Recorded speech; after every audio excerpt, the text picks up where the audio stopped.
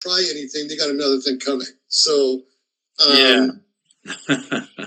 it's my attitude, man. Look, fear is a disempowering thing, and this is the thing. In the face of enemies like that, they win as soon as we display any fear throws these sons of bitches.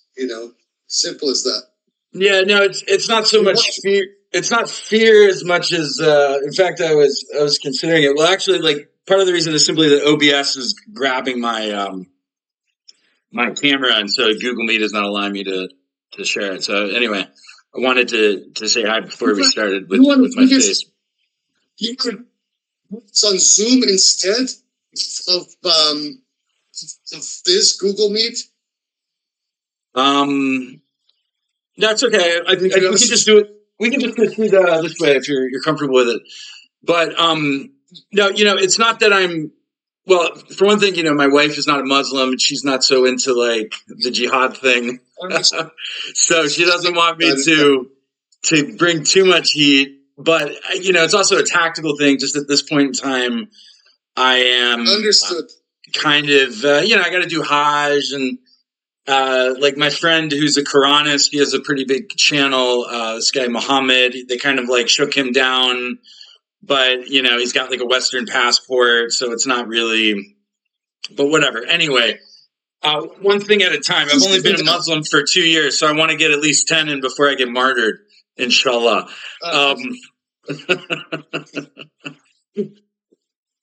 Shook him down. What's that? What shook your friend down?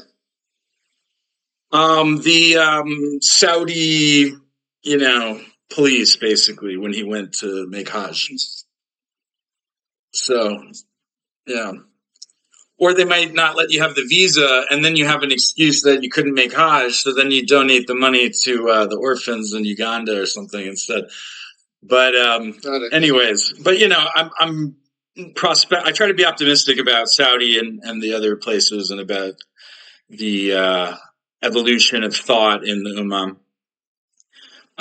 So I suppose this is a good way to set the table for what is the right. How should Muslims think about jihad in the 21st century? Because obviously there's a sectarian approach where we're Wahid al-Faqih Shia and the Sunnis are evil, so we're going to go do a bunch of atrocities to them, and vice versa. There's the Zionism-centric approach where it's like, okay, guys, forget about our problems. We need to like overcome America, which is hard. So that at least gets you thinking. And then there's this kind of mellow activism as a moderate form of jihad that a lot of Western Muslims. There's a very strong leftist current with American Muslims, not so much in the UK. That people have interpreted. The Pentagon classified protest as low-intensity conflict in a paper a couple of decades ago. So they sort of respect it as being, obviously we had COINTELPRO and all these things, right? So there's a long history of this. There's the life of Malcolm X versus like Martin Luther King, which gives people a sort of theological contrast on these things. And these movements were successful to an extent. They were co-opted to an extent. And so now we're in this. They're all co-opted. Well, yeah. So I'll just conclude with my statement / salvo / question with, now that we're in the 21st century, we have the internet, which has galvanized a tremendous amount of learning, questioning. We had Asim al-Hakim telling Sneeko that as long as he can just a priori affirm that the Prophet married a 9-year-old girl and copulated with her, that he's not a kafir, and he's happy to talk about it. But if so everybody's going, well, actually, Hadith science is something that people can crack the books on themselves now. It's more nuanced. So these things are all happening. And regarding the power dynamic with the United States or whatnot, we're seeing a tremendous amount of censorship and algorithm whipping, where you'll get fed like Islamophobic content or sectarian content to keep you busy. and you'll get shadow banned for talking about Palestine. There's robots, there's all these things, but also that like fifth generation warfare and network warfare are more present. So this was my jumble of thoughts on the matter, and I'm very interested to hear what you have to say about it. Sure. No problem. Are we recording right now? Or? Yes, we are. Yes. Okay. First of all, let me start here. We are in a mess globally. This thing has been building up for quite a while.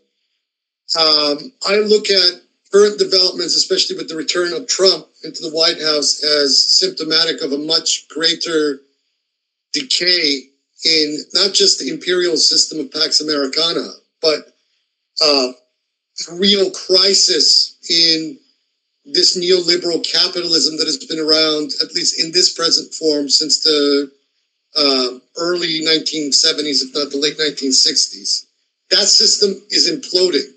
There are contenders to the throne. Obviously, China is very fast outpacing the United States and Europe economically. It has become effectively the economic powerhouse of the world.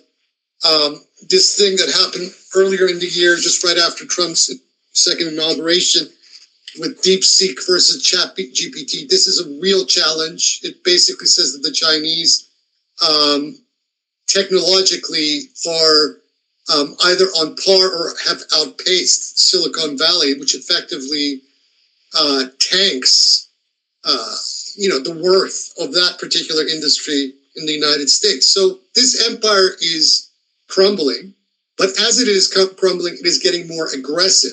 And as it gets more aggressive, it doesn't just get aggressive militarily around the world, and it doesn't just get aggressive internally against its own population, but in order to at least cling to some semblance of power, it will spawn infinite forms of repression that are not even usually acknowledged. You mentioned the shadow banning and all the rest of that. I mean, this stuff has been going on for a long time. It was there during the 1960s. It's been there in the 80s, 90s, and during the entirety of the Obama era, it was there. But now it's gone up several notches over the specific issue of Palestine. And this, to any person who has any clarity about issues, is proof that the oligarchs and plutocrats of this empire are scared. Because the population is rising up against them, and their investments are threatened. And one of their investments just happens to be Israel itself. I kind of look at Israel as a sort of American military carrier, colonial settler state in the middle of the Levant. And if it should lose this at some point, which I suspect it is going to, maybe not immediately, but in the coming future, then effectively America's stranglehold over that region ends permanently. And this is going to happen sooner than later. So it's not about an issue of the Jews and their right to a homeland. That whole conversation is pretty stupid in my opinion. Sure. But it really is about whether the West, and particularly the United States, has that control that it has maintained since the end of the Second World War. Do you agree with the fiqh interpretation that it is halal and perhaps even mustahab for Al-Aqsa to be shared between Jews praying and Muslims praying, and if they want to do Yom Kippur to themselves, then we get Ashura to ours, and we'll just make it fair, and that's sort of what Sur al-Qat is saying, right? Like, don't, if they're praying different, don't harass them. Of course, if you go to a Sunni masjid, they'll start rolling up your pants and, correcting your elbows and such. But, so it's a very common experience. But, so we're on the same page. I mean, this is kind of the problem with Hamas, right? Like that they're too much in this Umayyad mentality, and it's just the opposite of the, kill the Amaleks mentality of these hardcore Torah reading guys. I had a problem with Hamas, much longer than October 7th, 2023. And I don't see much of the left anywhere really discussing this. Hamas is basically a creation of Israel's. It's a creation of the Shin Bet and Mossad. It was the tool that the Israeli quote unquote deep state, this term is losing its meaning now, but let's use that term. The intelligence apparatus of the Israeli state used to create division in the Palestinian cause during the First Intifada.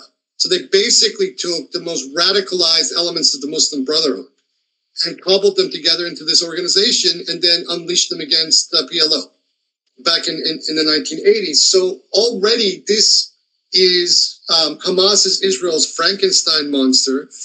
Then on top of that, this state kind of that they quasi-state that they created in Gaza has been a problem to Palestinians themselves, and has also instrumentalized by its mere existence the corruption of the greater Palestinian cause on the other side with the PLO and the Palestinian authorities. So this was a problem to begin with. Now, what happened on the 7th of October, 2023, I mean, the narrative on that is still yet to be determined. I mean, with each passing month, we're getting more and more information that there were certain, policy directives in place, such as the Hannibal Directive, whereby much of the atrocities that actually occurred were not undertaken by the Qassam brigades, but it seems that the Israelis themselves did some of the atrocities.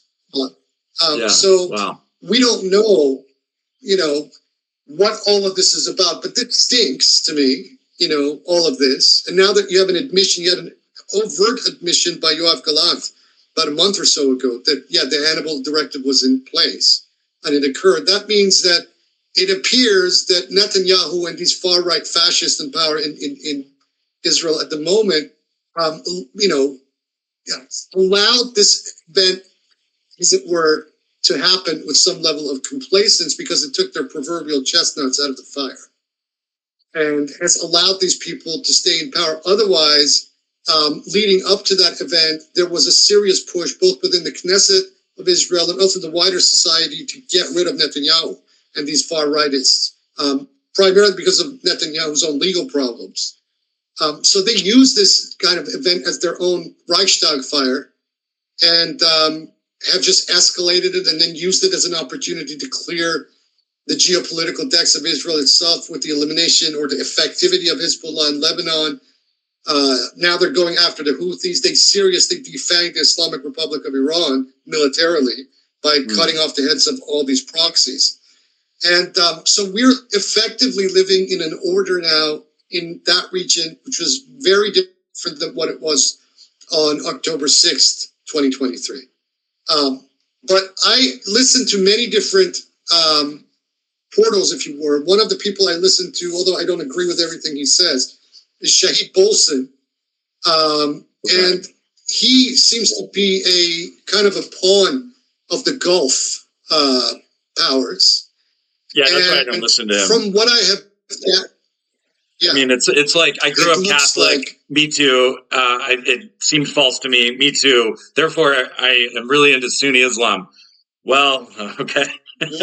So, yeah.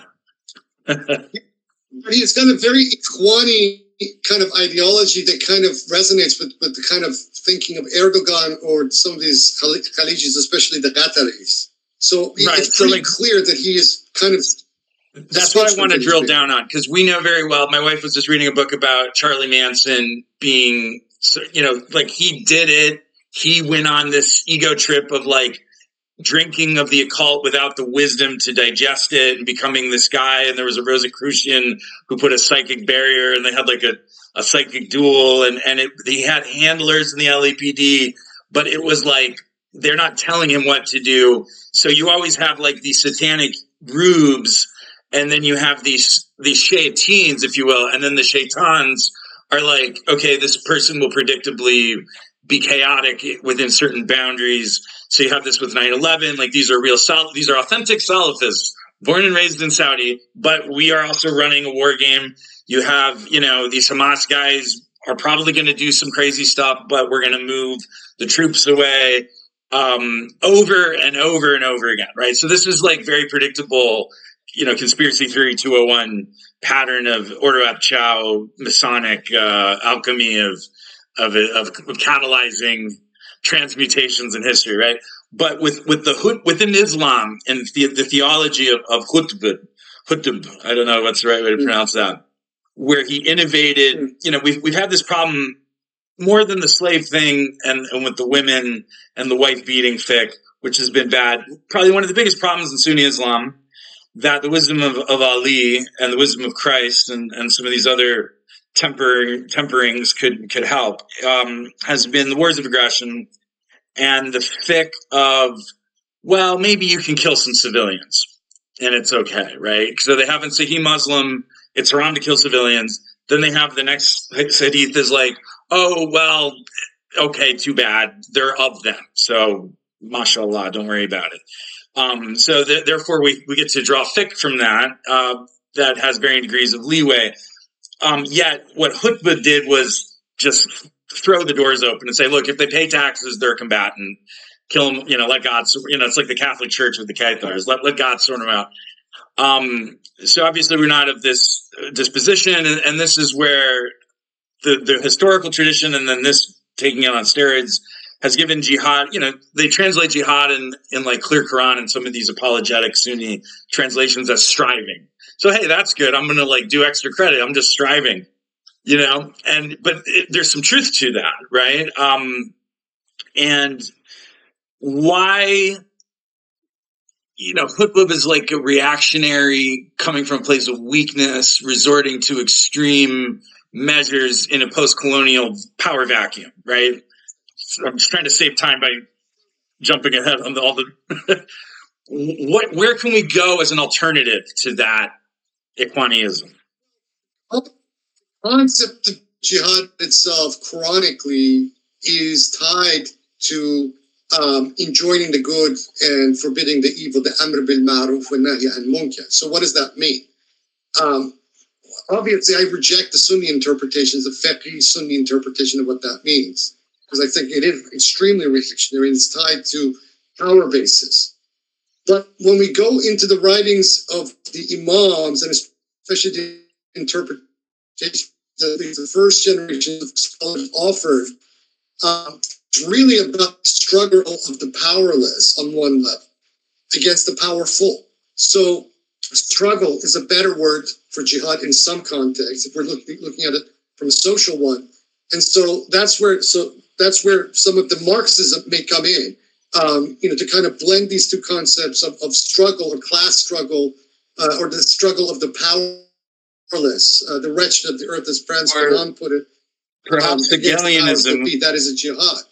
Perhaps Hegel would be more appropriate, since there's a spiritual element inherently in the Quranic sense of that. Yeah, well, my jury's out about Hegel's spiritualism, but that's a whole different. Yeah, sure. Let me put it to you. In the particular time that we're living in, which is very different from the time of the 6th, 7th centuries of the Common Era, no one, in my opinion, can engage any form of jihad unless it begin with disentangling their own selves from this, anti-Christic system that exists in front of us, especially in this digitized form that we have been kind of plugged into. It's the matrix, right? Until you disentangle yourself and really get into a sort of a loop of warfaring and untangle all of then what you are engaging in is actually, you are bolstering the system. And this is what all these various takfiri groups have essentially done, is that they have acted as proverbial patsies of the greater system under the Muslim guise.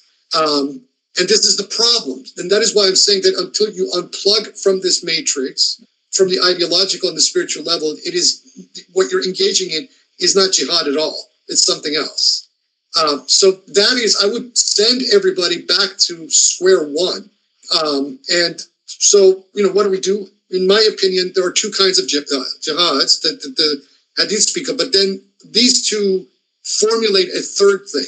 And this is what I call the jihad al-azam, the most mighty or the greatest of jihads.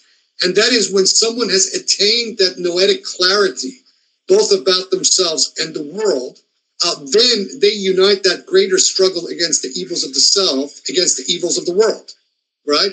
but only at the point where that clarity has been attained, not before it. Right. You can't really know what thing to with target jihad is and how to do it until you've won the jihad al Yeah. nafs. Yeah. And that's right. Here's the thing. As we know about a lot of these takfiri groups, they are basically pawns of powers greater than themselves. Yes. So they're not acting on behalf of Allah subhanahu. They're acting on behalf of either the Pentagon or certain corporate forces or the Khalijis, and on it goes. Right? So, and in that respect, this is kufr, in my definition. Or shirk, anyway. Yeah, there's the tagut running interference. So they don't have a comprehensive idea of network warfare. So whereas if you're in just a classical guerrilla warfare, fourth generation warfare, you've landed on Cuba, it's pretty much the theater that it is. And you know what your ideology is. Now that ideology may be taguti in some way, Marxism or what have you may not be sufficiently holy, but it is what it is. But then this playbook, after so many decades, like, for instance, even with the war in Iraq, well, maybe not the war in Iraq. Maybe that was a legitimate, just Sunni Shia power vacuum and nobody saw it coming because they never read any books about Islam. That was the first time I heard of Shia was in 2006. And I was like, wait, there's another type of Muslim?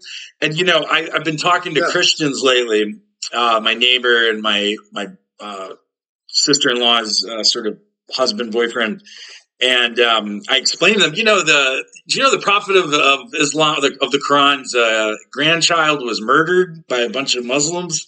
And they're like, really? Like, they don't know that there's been this ongoing power dynamic of the, the few who are pious versus the powerful since the janazah, basically, right? I mean, if you want to take a really Rafidi position, or like in a more mild Mutazili position, since Siffin, let's say the Battle of the Camel, I pull out the Constitution of Medina from my scroll. I'm Ali Islam in this case. And I go, okay, you're forgiven. This is what God really wants. A lot of people in the Quran-only community, or the Ibadis and the Khawarij predecessors, many Sunnis, read the Quran and it says, okay, here's shirk all over the place. Here's the Fasiqeen become Munafiqeen. So let's kill, like God wants us to kill them all. So you can get a lot from the Quran alone, and you can have a modernist lens and interpolate a lot of good things from Quran only. But I think that if you want to look for